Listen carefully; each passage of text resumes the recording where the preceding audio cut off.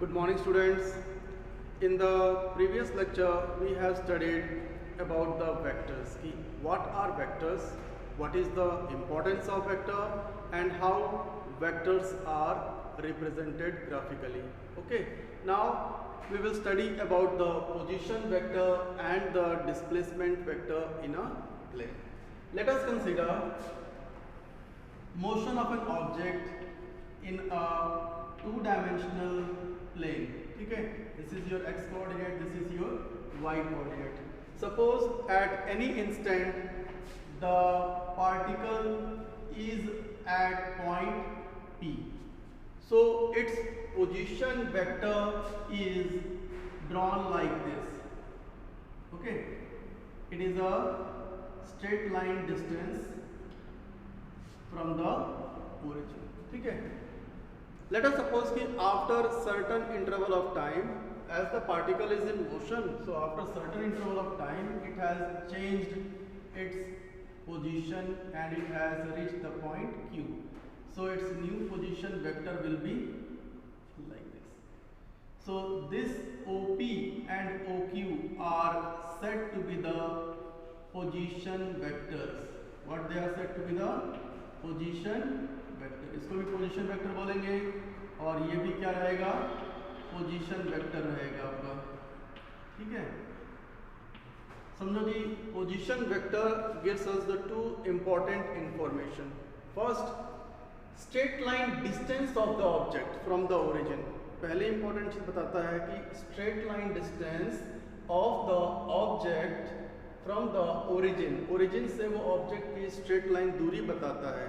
ठीक है, और direction in which the object is there from the origin, किस डायरेक्शन में है और कितना दूरी पर है, ये पोजीशन वेक्टर हमारे को इंफॉर्मेशन देता है.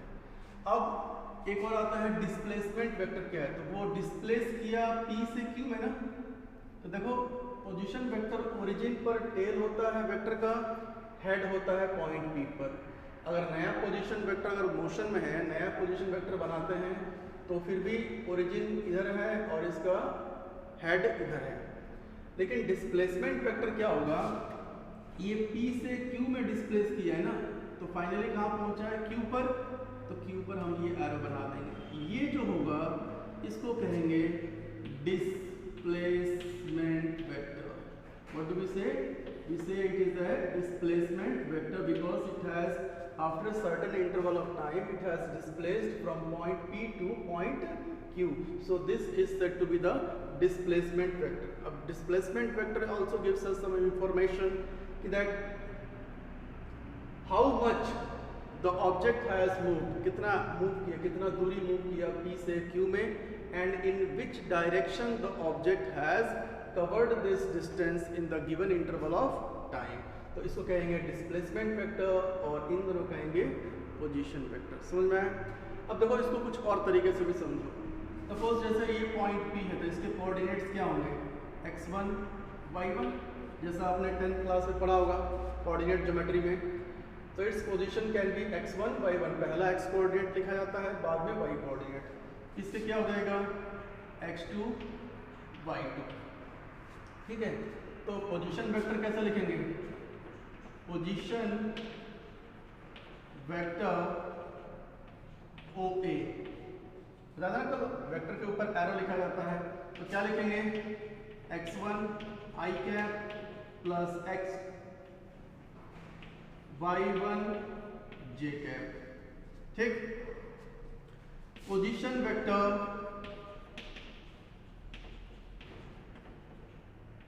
OB क्या लिखा जाएगा, x2 i cap plus y2 j cap. कहा था ना, कैप कैप यूनिट वेक्टर को रिप्रेजेंट करते हैं, और i और j क्या है, these are the unit vectors along the x axis and y axis. अब देखो डिस्प्लेसमेंट वेक्टर.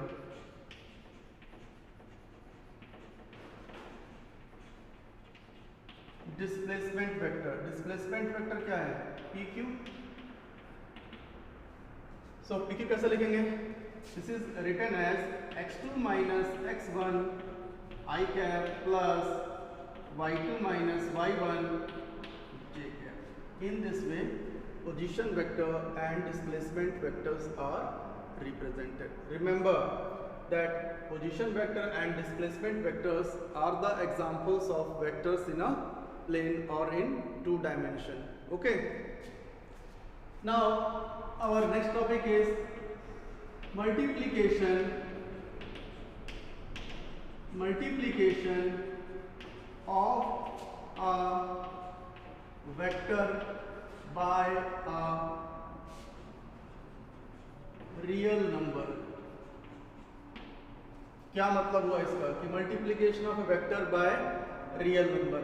सपोज ये कोई वेक्टर है a, अगर इसमें मैं कुछ नंबर से या n से मल्टीप्लाई कर दूं, n be a real number, so ये क्या होता है कि एक नया वेक्टर बन जाता है n a.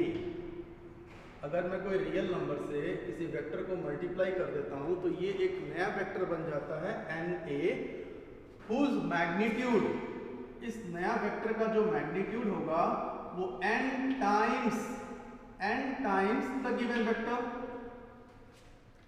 और जो डायरेक्शन होगी वो डिपेंड करेगा n के ऊपर कि n पॉजिटिव है कि n नेगेटिव है. इसको एग्जांपल से समझो. जैसे मेरे पास एक वेक्टर है a, अगर मैं इसे 2 से मल्टीप्लाई कर देता हूं तो इसका मैग्नीट्यूड कितना हो जाएगा इस नए वेक्टर का 2 टाइम्स a. भाई a वेक्टर का मैग्नीट्यूड निकाल लेंगे, उसको 2 से मल्टीप्लाई कर देंगे तो उसका मैग्नीट्यूड कितना हो जाएगा 2 टाइम्स.